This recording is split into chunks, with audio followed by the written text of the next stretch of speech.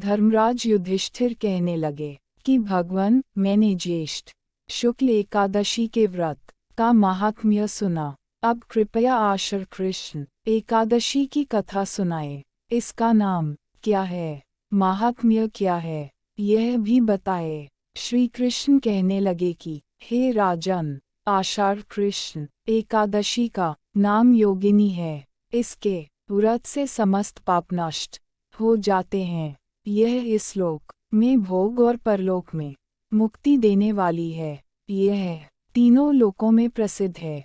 मैं तुमसे पुराणों में वर्णन की हुई कथा कहता हूँ, ध्यानपूर्वक सुनो। स्वर्गधाम की अलकापुरी नामक नगरी में कुबेर नाम का एक राजा रहता था। वह शिव भक्त था और प्रतिदिन शिव की पूजा किया करता था। हेम नाम का एक माली पूजन के लिए उसके यहाँ फूल लाया करता था। हेम की विशालाक्षी नाम की सुंदर स्त्री थी। एक दिन वह मानसरोवर से पुष्प तो ले आया, लेकिन कामासक्त होने के कारण वह अपनी स्त्री से हास्य विनोद तथा रमण करने लगा। इधर राजा उसकी दोपहर तक राह देखता रहा। अंत में राजा कुबेर ने सेवकों को आज्ञा दी कि तुम लोग जाकर माली के न आने का कारण पता करो, क्योंकि वह अभी तक पुष्प लेकर नहीं आया। सेवकों ने कहा कि महाराज, वह पापी अतिकामी है, अपनी स्त्री के साथ हास्य विनोद और रमण कर रहा होगा। यह सुनकर कुबेर ने क्रोधित होकर उसे बुलाया। हेम माली राजा के भय से कांपता हुआ उपस्थित हुआ।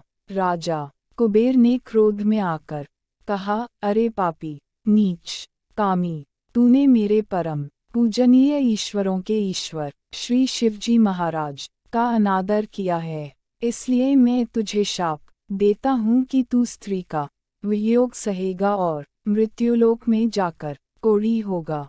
कुबेर के शाप से हेम माली का स्वर्ग से पतन हो गया और वह उसी क्षण पृथ्वी पर गिर गया।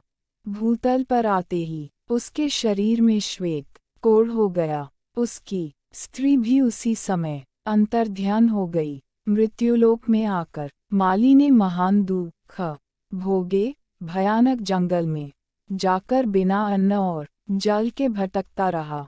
रात्रि को निद्रा भी नहीं आती थी, परंतु शिवजी की पूजा के प्रभाव से उसको पिछले जन्म की स्मृति का ज्ञान अवश्य रहा। घूमते घूमते एक दिन वह मार्कंडेय ऋषि के आश्रम में पहुंच गया, जो ब्रह्मा से भी अधिक वृद्ध थे और जिनका आश्रम ब्रह्मा की सभा के समान लगता था। हेम माली वहां जाकर उनके पैरों में पड़ गया। उसे देखकर मार्कंडेय ऋषि बोले, तुमने ऐसा कौन सा पाप किया है जिसके प्रभाव से यह हालत हो गई।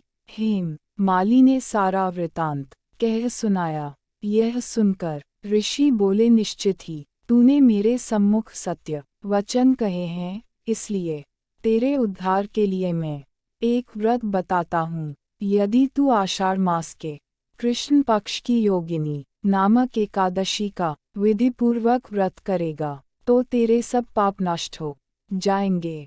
यह सुनकर हेम माली ने अत्यंत प्रसन्न होकर मुनि को साष्टांग प्रणाम किया। मुनि ने उसे स्नेह के साथ उठाया। हेम माली ने मुनि के कथनानुसार विधिपूर्वक योगिनी एकादशी का व्रत किया। इस व्रत के प्रभाव से अपने पुराने स्वरूप में आकर वह अपनी स्त्री के साथ सुखपूर्वक रहने लगा। भगवान कृष्ण ने कहा, हे राजन, यह योगिनी एकादशी का व्रत 88,000 ब्राह्मणों को भोजन कराने के बराबर फल देता है। इसके व्रत से समस्त पाप दूर हो जाते हैं और अंत में स्वर्ग प्राप्त होता है।